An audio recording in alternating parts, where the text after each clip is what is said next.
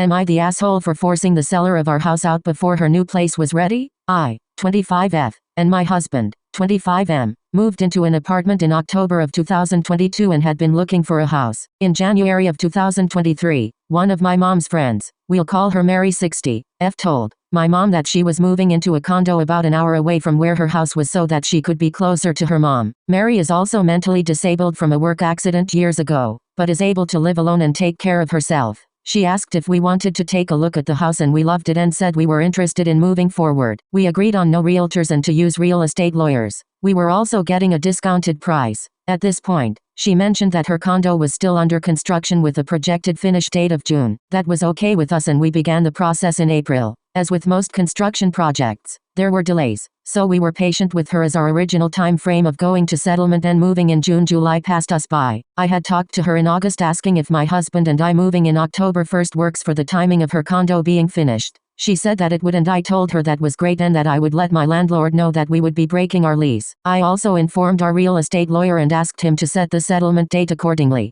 Less than a week later, I received an angry email from my lawyer stating that he was quitting because Mary and I had been making plans behind his back that he was not aware of. Apparently, she had told her lawyer that we agreed to settle October 25th, which was not what we had discussed. I emailed him back and resolved the issue, but we were not to contact the owner without him. This is where I feel like I might be the asshole. My husband and I along with our lawyer had an incredibly uncomfortable conversation with her about how she needed to be out by no later than October 13th because our lease was up on the 15th. She was crying and saying that she had no one to help her move out and that her condo was not complete because they did not install safety bars in the shower yet. I explained that we would not have a place to live if she was not out and that settlement was 2 weeks prior to when we asked her to move out, so she would be living in a house that no longer belongs to her. I also said she has the ability to live with her mother while the bars get installed. I said there are many services available that will pack and move your stuff for you. She ignored what I said and continued to cry and actually was whimpering and calling for her mommy. I ended the call because I was so uncomfortable.